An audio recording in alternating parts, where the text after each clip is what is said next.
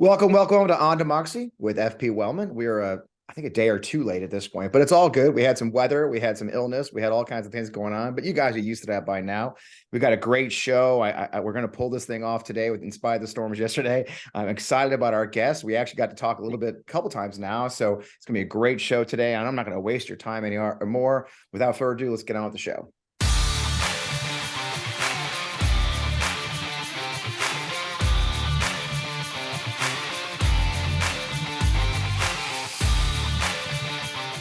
Welcome. I am Fred Wellman, the host of On Democracy with FP Wellman. You're in the right place. This week, we're sponsored by COVID. It's still out there, which is why we're at home. It's been another bizarre week in the country, as our worst predictions about the GOP House have come true, and they continue to make fools of themselves. The national nightmare of the Alex Murdaugh trial is over, so we can actually talk about something else for a bit. Matt Gaetz managed to get Chinese propaganda in the congressional record, only to be shut down by the Assistant Secretary of Defense for the foolishness that he does. CPAC is rolling, and the stupidity goes on and on there. Marjorie Taylor Greene spreading lies about great Americans like Alex Vindman, as well as still calling for a national divorce. All this kind of goes into, it's probably a great time to actually have a conversation with someone who's an expert in all this. When I started the show, the second season, I promised you we would talk to people you knew, like last week, Katie Fang and Bill Kristol, but I really want to introduce you to people you may not know. And this is one of those great opportunities to introduce you to someone you may not have heard of before, who I think you're going to hear a lot more from, especially as he has his own book coming out here. He's edited among other books he's published previously. So let's get on with it. Dr. Eli Merritt, as I mentioned earlier, political historian at Vanderbilt University. He writes a newsletter on Substack called American Commonwealth. It's a must read if you're a fan of this show, I think. He's written for the New York Times, Los Angeles Times, and Chicago Tribune, among other news outlets. He's an expert on demagogues and democracy, and the editor of the new book, How to Save Democracy, Advice and Inspiration from 95 World Leaders. Eli, welcome back to the show. It's great to have you on. We got a little practice yesterday. I think we're ready for today. Yeah, great to be here with you, Fred. I really appreciate your patience, and I'm thrilled to have you on the show. I was, as we were prepping for the show, I was looking through your newsletter, I was reading the book, and there's a fantastic quote that I kind of does set up a little bit of our conversation. And in your newsletter from a couple of months ago, as you were going through some of the issues that led to Donald Trump and the institutions that may have failed us, one of the things you did mention is you say very well, we got here because in the 1980s, we fell victim to a dangerous laissez-faire, quasi-religious absolutism regarding the conduct of speech and the media, and it culminated in Trump. And I can't think of a better way to set the topics we're going to discuss. But I also tell you that I always like to start the show off asking my guests, like, how'd you get here? Your background was not history. You came into it late. Where's the path that led you from where you were in California to Vanderbilt and studying these demagogues and the ethics of democracy? What's that path? What's been that path for you, Eli? As you know, Fred, I'm on my second career. Welcome to the party. I think I'm on 3, Eli. Nothing wrong with that. Well, I might be able to make it into 3, but I dominantly divided it into 2. So for 20 years, I practiced psychiatry and did some teaching at Stanford, sat on some ethics board, and was involved with organized psychiatry. But then in 2018, I got the opportunity to go to Vanderbilt as a visiting scholar under no direct sort of mandate, except sort of figure out what the next thing you want to do with your life is, Eli. And what that meant is, do you want to stay in psychiatry? Or this was of my devising, obviously. Do you want to stay in psychiatry, or do you want to do something back sort of in an original love and in an original passion, which was history and politics? I majored in history in college. And so during this period, it really was quite grueling for me. I love the practice of psychiatry. It's, I think, some of the most meaningful work in the world. I mainly did psychotherapy with some medications, but that was my main focus. So it was very hard for me to give that up. But I did feel both an intellectual curiosity and a calling to make a change. And that calling came from a really profound influence in my life. There's sort of 2 influences that did this. And that was my father. I grew up with a father who is a ethical federal judge, lawyer, defender of democracy. So I grew up from breakfast, lunch, and dinner hearing about democracy and learning about democracy. Right. But then, so 2018, the other significant influence was someone who was the anti-father, and that was Donald Trump. I experienced the emergence of Donald Trump, like a lot of people, with absolute shock. Yeah. And quickly identified this man is a turbocharged demagogue, and demagogues are extraordinarily dangerous to democracy. If you study history, you know that. Yep. But I began to write about that, essentially. You mentioned some of the pieces, opinion pieces in lots of newspapers, and then eventually started this Substack newsletter, which is continuing the exploration, called American Commonwealth. So I'm very happily into this pathway now, and I've written a history book called Disunion Among Ourselves. So I want to keep fighting for democracy, studying history and writing history. I love it. I mean, it's so interesting to me how many of our guests on the show have such paths that kind of align in that way, right? We all came from these different backgrounds. And in the last, I would say, I guess 6, 7 years now, we've seen how the danger of democracy is very real. We all took it so granted. I mean, for granted. I served 22 years in the Army. I never dreamed I would face threats here. I think I mentioned to you, I've been working on a book about Iraq. And, one of my memories that I share quite a bit is the difference when democracy and freedom in Iraq and here. And one day I was sitting in my sheikh, Dr. Muhammad's, house, and we were eating cheap like we always do. And as we were talking, I said to Dr. Muhammad, I said, I just don't understand, we were talking about our freedom here. He goes, Major Wellman, you need to understand, in America, freedom means you can vote and you can travel the country and have your own career. Today in Iraq, at that time, freedom in Iraq means you stole my sheep. Boom, I kill you. Right after 30 years of a dictator and authoritarianism, their version of freedom was very different. There was, and I was like, wow, thank God it's not that in America.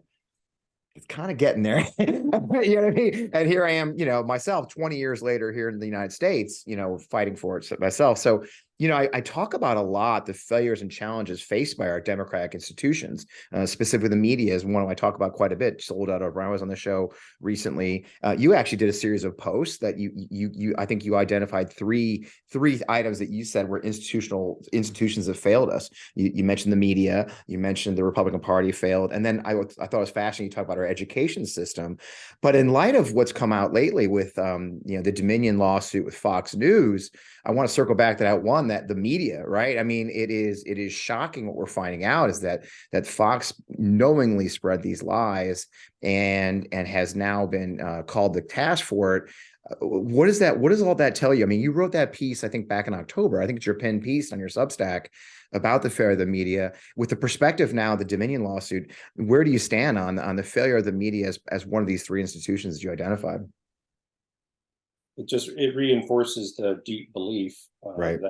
that it is helpful to order, like, what is the primary cause of the erosion and deterioration of our democracy since 2016 or so. And, I think it's fair to say the number one cause of the erosion of our democracy is Fox News. Fox News. Now, someone might say, wait a minute, I think you've got that wrong. Donald Trump is the number one cause. And okay, you may not be wrong, but in some ways, I think the Donald Trump as a candidate for office didn't have as much responsibility, I think, as Fox News as a news media outlet. And so they're both responsible. And what's so fascinating to more deeply discover with the latest revelations by Rupert Murdoch is the synergy between Trump and his followers and many in the Republican Party and Fox News, that Trump used Fox News in order to gain power, become president, and then to incite the erection against the Capitol on January 6th. And Fox News used Trump to gain ratings and to make money. And Rupert Murdoch essentially acknowledged that recently when he said, in deposition, quite amazingly, it's not about the red and the blue, it's about the green. Yeah. So I deeply, profoundly hold these institutions responsible. And what is most necessary, if we look at the title of this book, you could say, well, wait a minute, how do we save democracy domestically and how do we do it internationally? Domestically, the way we do it is we crush the big lie. That is what we have to do. Internationally, I think we have to crush Vladimir Putin's war in Ukraine.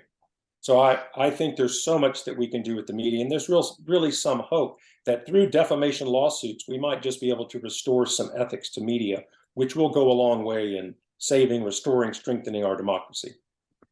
Yeah, and I really enjoyed that. I've worked with NPR. I used to be a public relations guy. I was a public affairs officer in the United States Army in Iraq. I work with a lot of these organizations. Even then, Fox News was an organization we did work with. It wasn't just this far down the rabbit hole as it is today. As a matter of fact, one of the things I used to highlight a lot in my work there in Iraq was they were so rah for us, go America, that actually would get us in trouble. I would point out to my colleagues that if Fox News broadcast that we killed, I don't know, 25 insurgents, but the truth was we'd only killed 3, and then 4 of our guys got killed. Fox News wouldn't get blamed for that rah news. It would be us, the army. So while it was good news, it wasn't necessarily factual. And I had the very blessed. I worked for General David Petraeus, and he used to teach me it wasn't good. It wasn't positive or negative news that mattered. It was accurate, inaccurate, or false. And what a very big lesson that is for us as we go forward. You talk about the ethics of journalism. You highlight like NPR's, their guidance, their ethics guidance for the media, but it does tie the ethics of our democracy, right? I mean, I guess it goes back to maybe that third institute you talked about, the education. What do you think of our roles as citizens in this failure too? I mean, where do we fall in as voters, as educated citizens, in our failures to support our democracy? Well, let's go back to Rush Limbaugh, and let's go back to the reversal of the fairness doctrine in the late 1980s. Yep. That gave rise to Rush Limbaugh, which gave rise to Fox News, which gave rise to even more right-wing media, which gave rise to Donald Trump. I think we have an obvious conundrum, which is we live and breathe by freedom of speech, but that doesn't mean that we, the people, cannot demand civility, demand decency, and demand truth. And so this brings us to the very inspiring action, very inspiring letter written just 2 days ago by Hakeem Jeffries and Chuck Schumer in response to the topic you were referring to earlier, Yeah. which is Murdoch's confessions, so to speak, in his deposition. Yeah. And they come out, and it's remarkable in this letter. They say, we demand that, this is almost, it's a paraphrase at least, we demand that you direct Tucker Carlson and the other commentators on your show to stop spreading the big lie, and further, that they acknowledge their wrongdoing against the country for their negligent behavior. That's a paraphrase. I'm pretty close there. Yeah. Where it takes me, Fred, is to this place that we do have to demand the type of democracy that we want. There you go. Yeah. And somebody says, what about my free speech? You say, don't talk to me about your free speech. No, only the government, the First Amendment only protects the government from prohibiting your free speech. Right. I will stand up here like Chuck Schumer and Hakeem Jeffries and tell you, stop this terrible behavior that is eroding and destroying our democracy. And I'll conclude that piece by saying, why this is so important. This big lie in our country right now is that the heart and soul of democracy, the core, the wellspring, is free and fair elections. Yep. And free and fair elections only work if the people trust the free and fair elections. Yep. And then the last connection here in the mathematical model is, and the people only will trust elections if we tell people the truth. So fight. I also fight like Martin Luther King to crush the big lie. I love it. And that's the thing. We have to be honest. We have to be truthful. This new thing where they refuse to accept defeat, right? Carrie Lake is the latest, foolishness. And they never, they just are simply undermining our democracy in every way, right? Undermining the electoral system, undermining the process of voting and democracy. And you wrote another thing that caught my attention when I was reading some of your newsletters. You actually wrote a recent one about the presidential nominating system and how it's truly a crisis in action. I was really fascinated by that. I don't think I've had that conversation with anybody. Tell me more about what you see as the crisis in the nominating system, and is that, how is that keeping you up at night? Well, the crisis in the nominating system, we focused on the media as, without this corruption and demagoguery and lying within the media, Trump never would have been president. There is no question about that. Right. But there's another condition in our society, in our political system, without which Trump never would have been president either.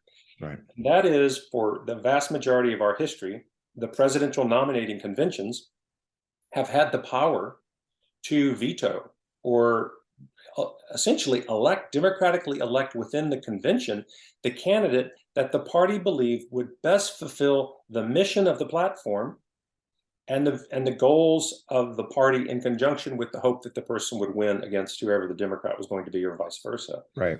Well, with very good intentions, in the late 1960s and early 1970s, we underwent a radical change in that, where we moved to direct presidential primaries.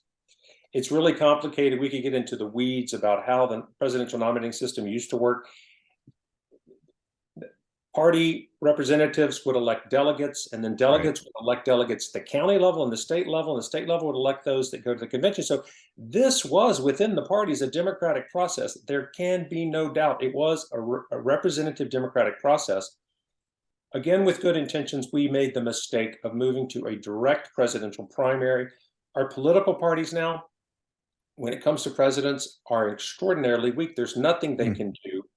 So, I like to say, if I was a delegate in the Democratic Party or Republican Party from the state of California, and the people voted for Stalin, I would have to go to the convention. Wow. And I would have to cast my vote for Stalin. So, and it's fair to, in some ways, compare Trump to Stalin. By now, we know, after the revelations of the January 6th committee. But there's so many creative solutions to the problem. We just have to be willing to reform and install checks and balances within the presidential nominating system. And I'll say something bold that I believe: free and fair elections, the will of the people, is the essence of democracy. But I'm going to say there's another co-equal essence of democracy, and that is checks and balances. So with proper checks and balances, Donald Trump never would have been president, and we would have been spared this hell. That's such a great point. And I talk about checks and balances quite a bit. One of the ones I do hit on, and it goes to your ethics of democracy. Again, that thread through your work I've seen, the checks and balances. I think what Donald Trump showed us is that the checks and balances in many ways were based on people sharing our values of electing people who understood that there was limits to their power, and that there was traditions, norms and traditions. It's one of the things I used to hound on quite a bit, like norms and traditions out the fucking window. Or I used to, it's the thing I say a lot too, Eli, if you ever seen the show, is I say we're going to norms and traditions ourselves into authoritarianism, right? And you saw that with, right. So I mean, look at the Hatch Act. What Trump showed us is the Hatch Act is a complete fucking joke, right? That the Hatch Act, which prevents members of the government from using their positions for politics, they used the White House for the Republican convention speech. And there wasn't a damn thing anyone could do about it. So it feels like the checks and balances, in many ways, Trump showed us just how weak they were. And I mean, you're right. The call for reform is so necessary. What can we do? I mean, what can Congress or what can the right people do to kind of reestablish the checks and balances? Well, in this question of the president's nominating system, it's actually a piece of cake. The political parties are not governed by much law, and certainly not by the Constitution. So they could simply decide that they are going to reinstate some checks and balances. There are other things that might be more appealing to the public, such as ranked choice voting in the primaries. And the other area of, in some ways more painful for me, the other area of extraordinary failure that we've witnessed, that I'm sure everyone will agree with, is the failure twice of the Republicans in the Senate to convict Donald Trump after the impeachment decisions in the House. Right. And even after January 6th, that took place. And there was the opportunity. This pains me. I wrote a piece about this. This pains me that there was the opportunity in February of 2021 for the Senate to convict Trump and to remove him from office, and more importantly, to disbar him from running for office in the future. And we were only 10 human beings votes away from that in the Senate. And these Republican senators, and I want you to know I'm a pretty nonpartisan person, actually, but they I mean, I'm partisan for the Constitution, free, fair, and elections. I've just Right. shifted my, Yeah. I've Unfortunately, that's a partisan issue now, right? So the utter failure, I think they were both hyper partisan in doing this. Yeah. But I also fear that they were ignorant, and I don't use that as a pejorative term. They just didn't understand how democracy works. They didn't understand how demagogues work. They didn't understand that demagogues get worse and do destroy or debilitate democracies. So I've had a little bit of a fantasy. I don't know whether I'll write about it or not, but that it's proven that what we need in Congress is continuous constitutional education. And I say that as a doctor who was required every year while I was in practice to do continuing medical education, 25 hours per year. Yeah. I think it's essential that they understand themselves how democracy works better. And maybe half of those lectures would be on things like courage, and they would have to read Profiling Courage by John F. Kennedy. Right. So, you know, we do have to recognize that we can be creative in our democracy. I mean, we push for what we want. And again, I don't know what I'll do with this idea of continuous constitutional education, but it would be helpful. It does seem we have a lot of people elected to office who don't even understand what they're doing there. That you know, owning the libs is why they're supposed to be there, and that's not actually a way of governing. And before we're down, as we go down that road and talk about democracy, I mean, let's get over to the book. What drove you to create this book? I mean, I know it's based. You came out of the Summit for Democracy last year, the first one. Second one's coming up a couple weeks, I guess, right?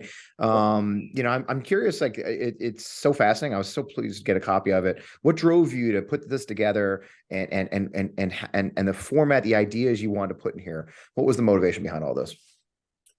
Well, the motivation was I happened to find myself at the end of 2021. At my father's bedside. He was in his last months of life, dying of cancer. So sorry. And, thank you. But my siblings were there, and we sort of did shifts. And so during my time not at his bedside, I did what I love to do, which is learn about democracy. It's a never-ending pursuit of learning. And so I began to listen to some of the 100 speeches delivered by world leaders at the summit, which had taken place in early December of 2021. I listened to them on YouTube later, and I approached them and said, well, these folks, as leaders of democracies chosen by Biden and Harris, must have something to teach. So I began to listen for my own sake, learning about democracy. But then I was also soon quite inspired by really the poetry of some of what, not all of them, but the poetry of some of what the leaders were saying, and most notably, remarkably, the leaders from the small island democracies in the Caribbean and elsewhere in the world. So I began to jot them down, pin them down, and just really began to realize this reminds me of other inspirational quotations or books that I keep at my bedside, such as the collected speeches of Martin Luther King's a beautiful, beautiful collection that's been really important to inspiring me, called A Testament of Hope, and speeches by Lincoln, for example. And I just decided this was a modern day contribution that, different from a lot of books on quotations, that's really diverse. It comes from all over the world, people of all colors, people of all backgrounds. And so in the end, I just thought this is inspirational and it's instructional.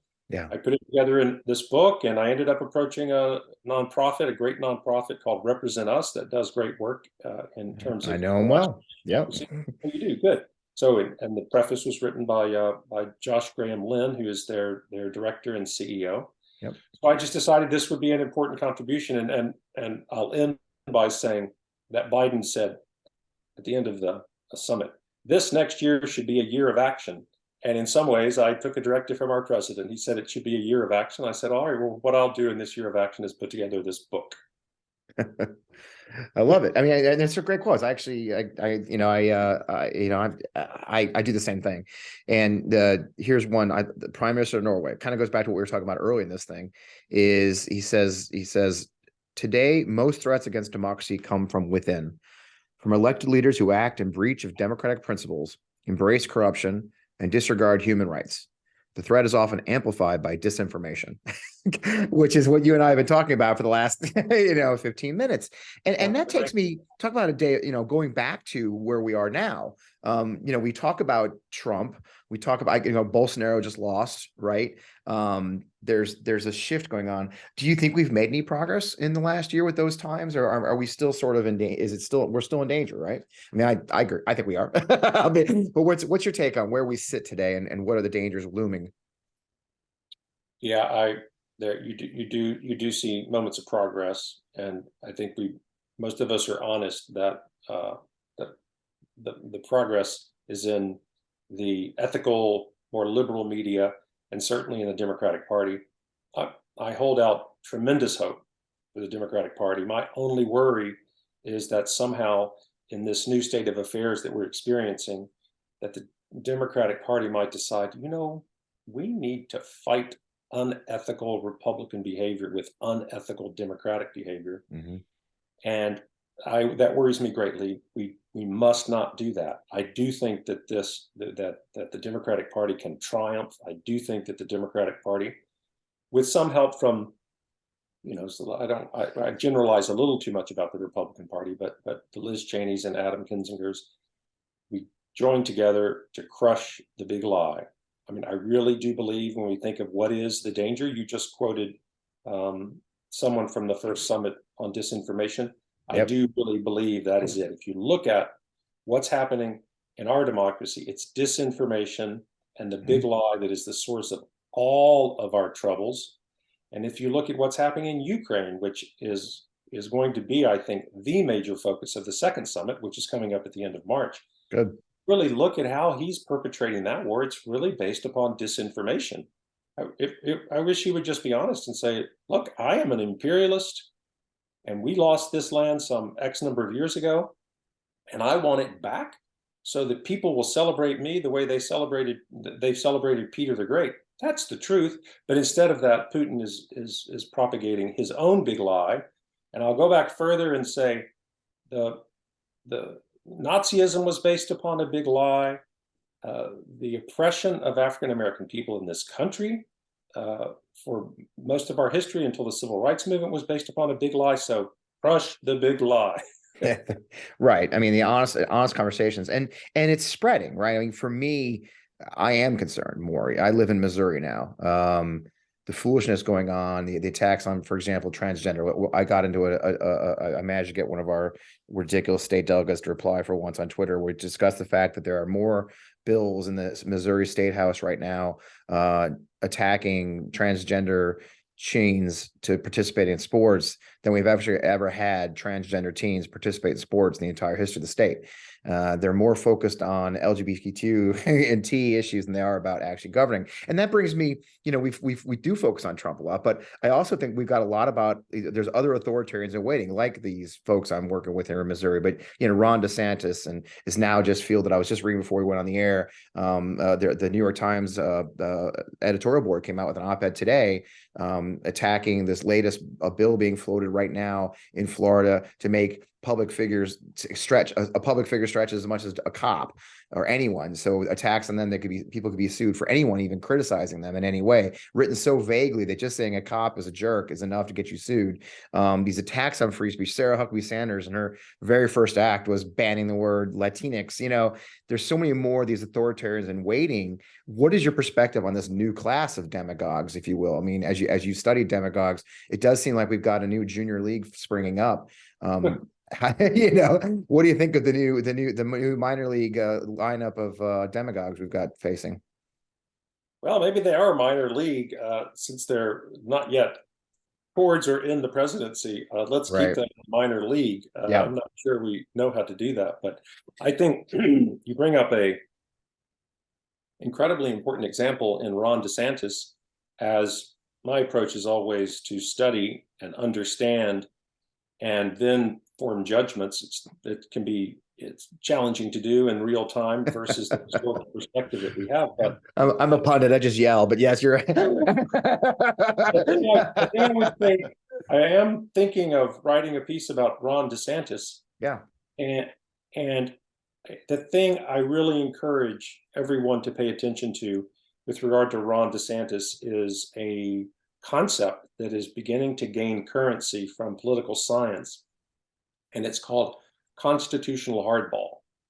That's something people can learn about by Googling it. There's not that much out there yet, but it is going to be exploding greatly, I think, as DeSantis emerges into the scene here.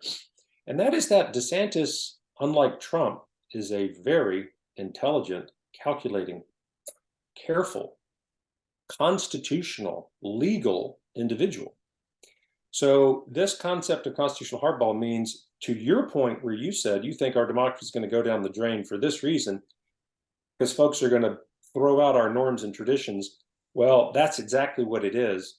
That constitutional hardball taken to an extreme is what looks like the Ron DeSantis approach is.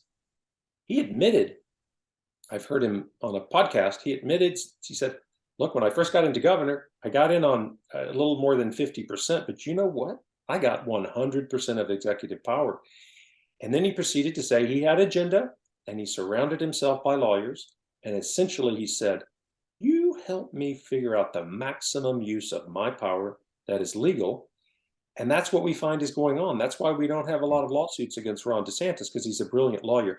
But the punchline is this. That puts it in a funny regard, I think. Constitutional hardball is well known to be sort of an initial tool of authoritarianism. Right. So it not infrequently, particularly if DeSantis were to get into the White House, surround himself by crazies, then there's this cross movement between the leadership and the followers, or the leadership of the great leader. So I think there's great danger in Ron DeSantis and his current constitutional hardball. But I just encourage everyone, if you really want to say, what is he doing? He's playing constitutional hardball. That puts it in the most objective academic light. Well, I've never heard it. I'm stealing it. I mean, and that's it. I mean, that's actually what my concern was. I think for a lot of people, one of my frustrations I actually tweeted the other day was that folks say, well, is Trump worse than DeSantis? Is DeSantis worse than Trump? And I get frustrated. It's like, that's not the right comparison, right? It's not a worse or better. That's such a simplistic approach, right? It is the danger. They're both extremely dangerous in their own ways. Trump in the bull in the China shop technique. Trump is a bull in a China shop. He wrecks shit, right? But he brings along a fucking bunch of idiots, other bulls who wreck shit. And because they're just wrecking shit, in the way you can fight back, you're right. DeSantis walks in the China shop and carefully steals shit right off the shelves under your nose, pushing the lead, right? He's just as destructive, but it's a different technique of bad. It's just a different technique of evil. And I think so. I get very frustrated right now when I see my peers who are smart people say, "Oh, well, I think Trump is worse than DeSantis." Y'all, there's not a better or worse. Each of them can do extreme damage to our democracy, extreme damage to our government and our nation, our rights. In many ways, it's a difference between a shotgun blast approach and a sniper rifle approach. And I think when you describe constitutional hardball, what you're talking about is DeSantis has figured out that the shotgun's a little bit too obvious. So he's going to pick you off from a distance and just shoot. And all of a sudden you look around, you're by your fucking self. You know what I mean? And I think that's the difference. Yeah, I agree with you, but I'll give you my nuance, which might I love it. Might remind me of some of the folks you just brought up. That Trump is a known entity, and I think there's probably no better way to put it than you did. That he is a bull in a what's the phrase, in a constitutional Chinese shop in the Constitution, but he's a known entity. So in some ways, I do view him, and he doesn't. He's not logical. He's not rational. No, he's not a rational actor. Right. DeSantis, for me to underscore more the negative effects of presidential primaries on our democracy. And I think the negative effects drastically outweigh the positive effects. DeSantis is not, people say, running for president. He's not running in the general election right now. He is running in the Republican primary. And it's an extremist primary where to win, he needs to adhere to these extremist, seemingly authoritarian, very demagogic views. There is the possibility for DeSantis that if he wins the Republican nomination, in order to win the general election, he has the ability to tack back to the center much more than Trump. Trump couldn't do that if the best consultants in the world gave him the instruction. Right. So then DeSantis could go on to moderate in the presidency, and I'm saying could go on. I'm not certain, but I personally feel Trump is more dangerous for our country in a second term for president than DeSantis is for a first term. I don't know. That's just the way I feel. Yeah, it's there's a lot of points to be made there, right? Trump is clearly pursuing the most extremist elements of his party now. That he's realized the January 6th deniers.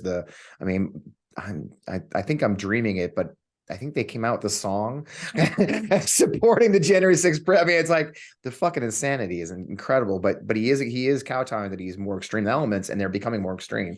DeSantis has his own methodology to it, but I neither of them thrills me too much. That's for damn sure. Well, in all this, I have asked a couple guests lately, as we've talked a lot about what's being done, what's the national level, between all this vitriol and the battle, and it goes back and forth. You take an academic approach to it. What gives you hope in all this? What gives you hope that we can beat it back, right? What is the hope for the average American or person who maybe listens to our podcast or watch the show? What can they do? Is there hope in all of this? Are we going to make it out of here alive, Eli? I hope so. I think so. To me, the hope is, to sound somewhat redundant, to get behind crushing the big lie, because I think it is the ultimate source of our deterioration and the poison in our society. And what I've done my whole life and continue to do, even though I'm 56 years old, I find attachments, literally role models, paragons of behavior, thought, courage, and action in moving forward. And those, it really, in some ways, the most important has been MLK. And so and you can get inspired. I really do think that if we look at the big lie now, and we want to crush the big lie.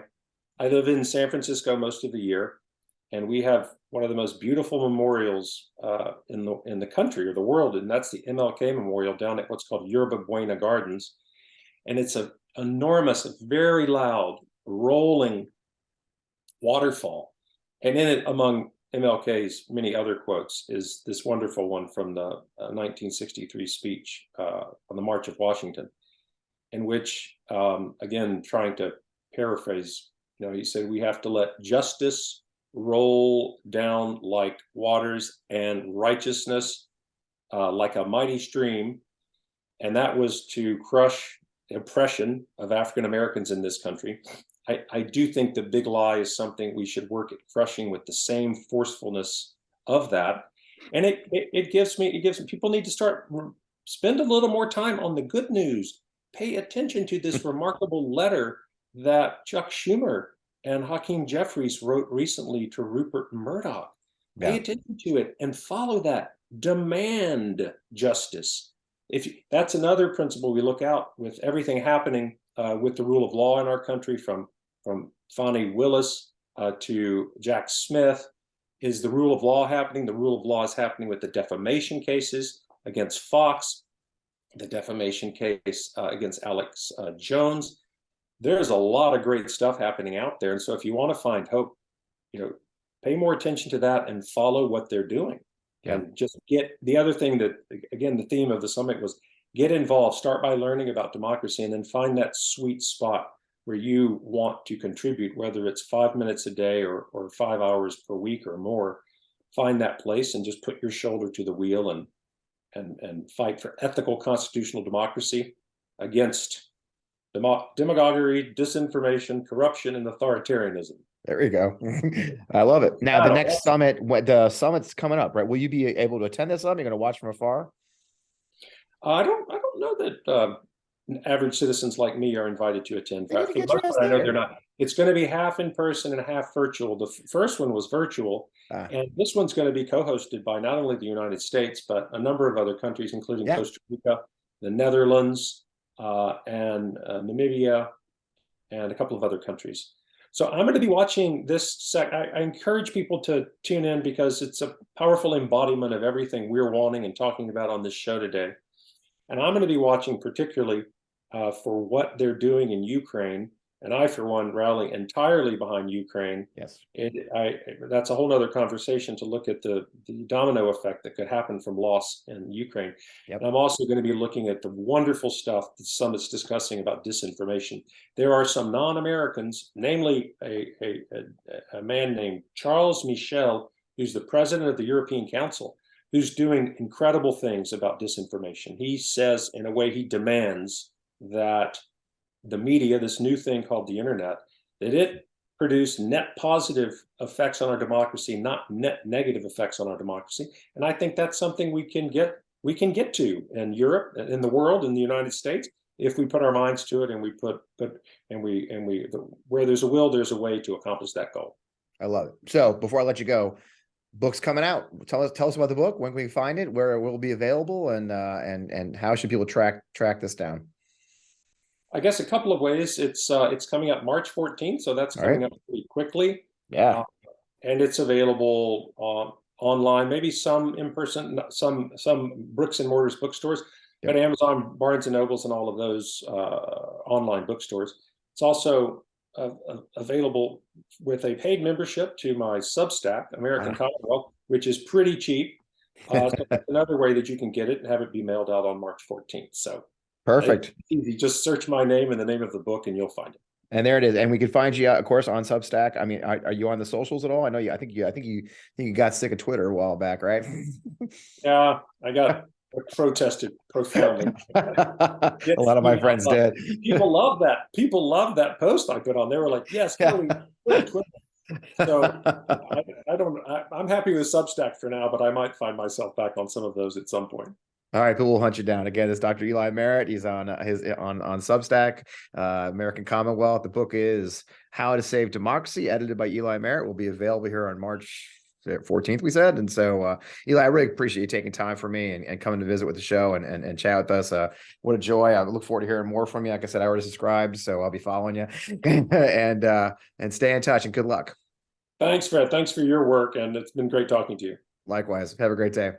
You too. Oh man, great conversation with this very smart person. I just love the fact that he's about my age and he's on his second career as well, and he's doing great things. So make sure you check out Dr. Eli Merritt. Eli is online, as mentioned. Commonwealth, American Commonwealth is Substack, and of course the book's coming out. I was blessed to get an advanced copy of it.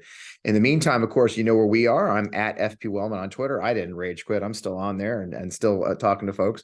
I've joined everywhere else though. I'm on Spoutable as FP Wellman. I'm on Post as FP Wellman. Instagram is FP Wellman Official. I'd love you to join me there, posting pictures and some of my favorite comments on Twitter and stuff like that. As always, the show is sponsored by our friends at Vi Media. Vi Media, of course, is your digital marketing partner based right here in Greater St. Louis area, but with a national footprint. They are your number one go-to partner for your digital marketing needs and can help you in every way possible. Again, you can find them at vie.media. That's VIE.media on the internet. In the meantime, the show will be back its record time next week. We've got a great guest you're going to really enjoy talking to, as always. Sorry about we're late this week. As you can tell, we're operating from home, which means Fred's in charge of technology, and that's always a disaster. But I really appreciate all of you guys. Make sure to follow us. I'd love you to subscribe to the show on YouTube, on Apple Podcasts, wherever you find your podcast. Tell your friends, leave a 5-star review, whatever you want to do. We really appreciate you. Keep fighting for our democracy. I'll see you next week. Thank you.